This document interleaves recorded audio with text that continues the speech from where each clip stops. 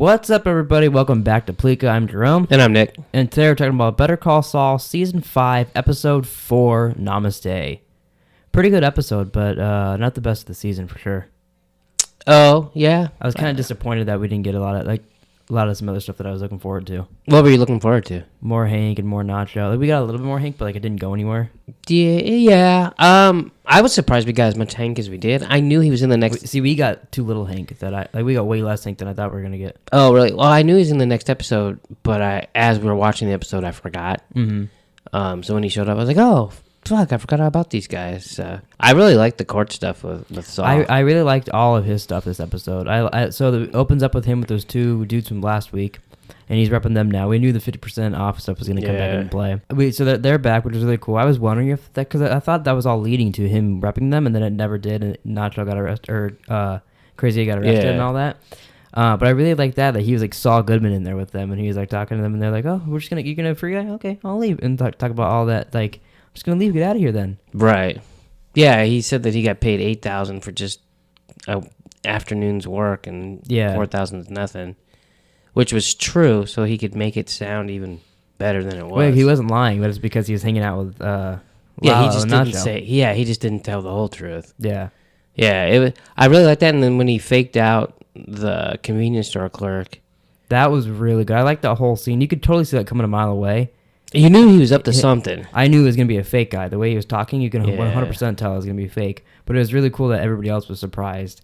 Oh, yeah. And then he ended up winning that. And then Kim gave him, hey, you want to rep this old dude that won't leave his house?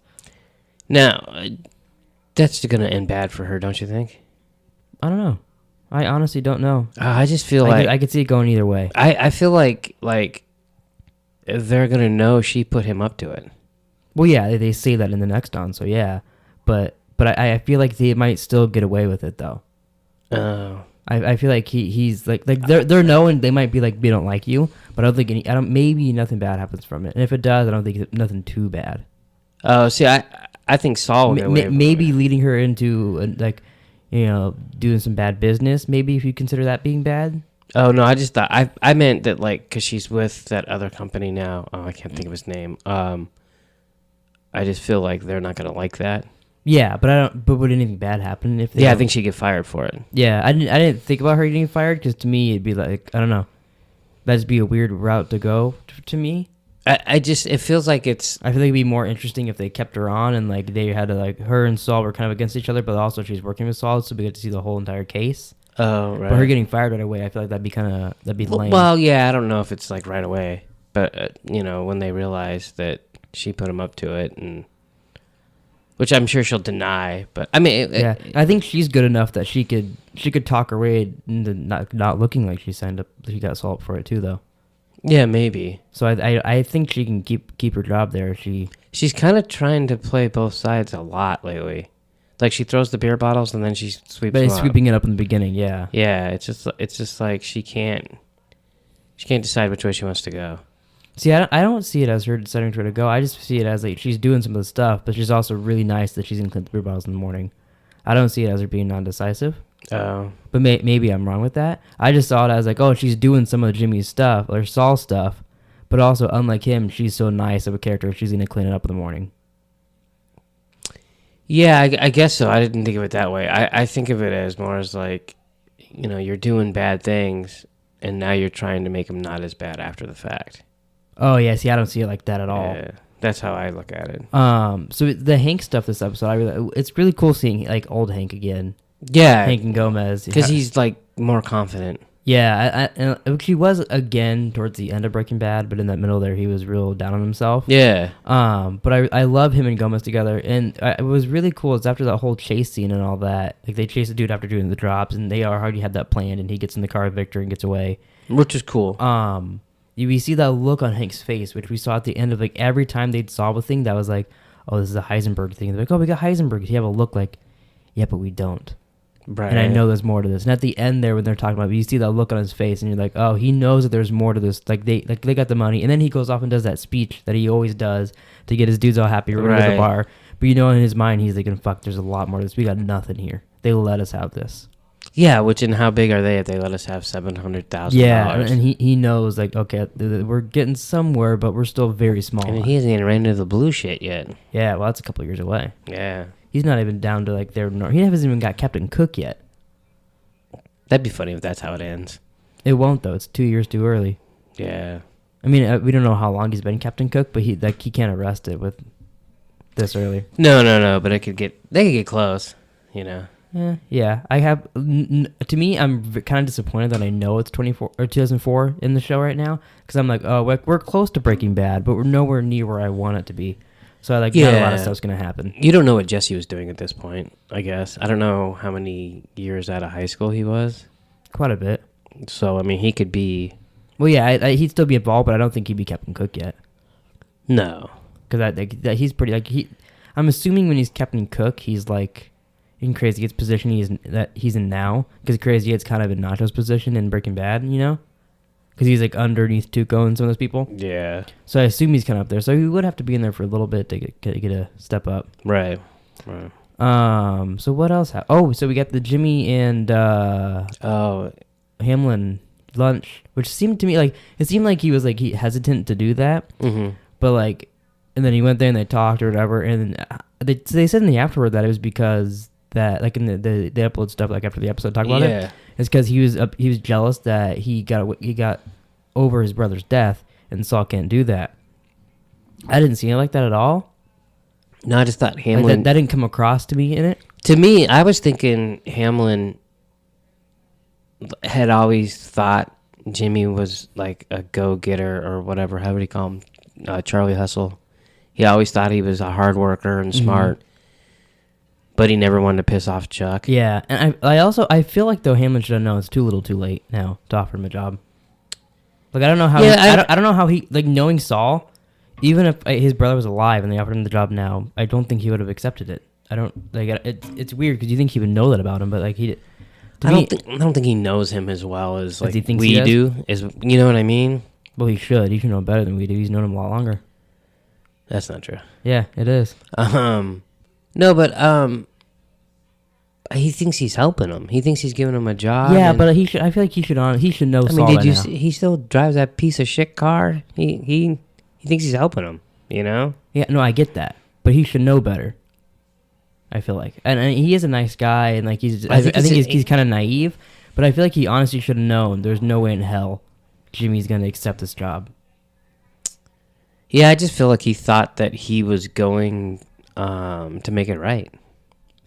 Yeah, you know. Yeah, no, obviously, but I just feel like, to me, he just should have known. But so, anyways, we see before that, the opening of the episode, like a little sting in the beginning. He's going through this pawn shop. He's looking at all stuff, chucking TVs over his head to see what's best to throw. And you're like, what is this leading to? Right. And you don't see anything about that again until towards the end of the episode. And he's got these 3 bowling balls and destroys his driveway and car. Yeah, he fucked that car up. Yeah, so he destroys his car, his driveway a little bit, and he comes out and does that. And to me, that's really weird, like, to do that after he offered you a job. And I get it. He's like, oh, fuck you. You want to offer me a job now after all I've been through? But yeah. I hope we get more into, like, his thought process with that. Like, why he decided to destroy his car and stuff like that. Yeah, I thought it was weird, too. I thought...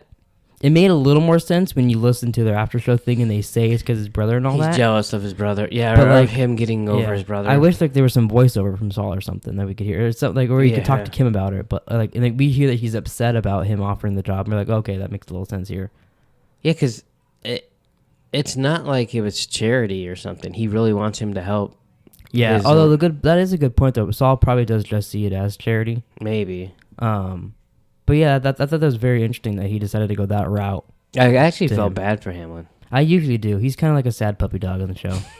Yeah, I could see that. And then there was no Nacho, no Lalo, nothing like that. I know they can't be in every fucking scene, but God, I do miss both of them when they're when they're not in an episode of the show. You really notice. Yeah. Any other things? Just Gus. Oh yeah. There's Gus. He's waiting for that. He's being a dick to his employee for some reason. Yeah. Apparently because Lalo has him really stressed. Well, he's just waiting for that call. Do you think he... I don't understand why that guy needed to be there. And I don't know if he's just taking out his frustrations on the guy and the guy really didn't need to be there. I think that was it. Oh, okay. He told the guy to go home twice. Yeah, but I felt like he was saying you can go home, and he knew deep down the guy was gonna go. I'll give it another shot. Like, I'm sure he did. If you want to give it another attempt, go ahead. He was fucking with him, I think. Yeah, but then even afterwards, the guy cleans it up and he lets him go. He says it's acceptable. He's like really adjusting this stuff. Like, well, yeah, but I mean, if you remember how it started, he called him in there and he said, "Is this acceptable to you?"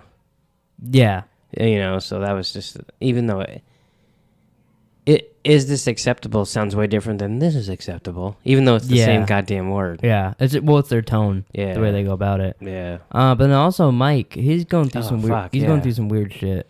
He's really upset. I'm guessing of Werner had killed him last season. Yeah, it's Werner's got him guilty, but then it also brings back shit from his son too. Yeah.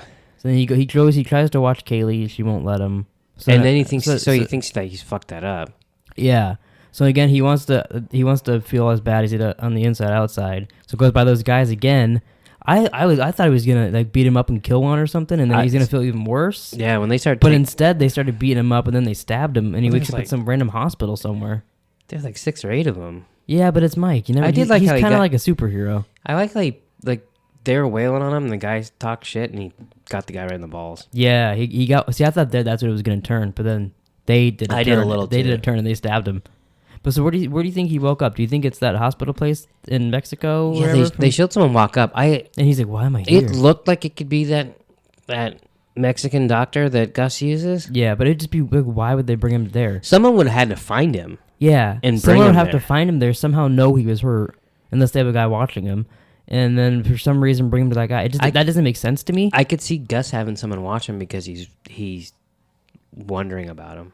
Maybe, yeah. I mean, he fucking knew where Walt was. Do you think it'd be what's it, Tyrone?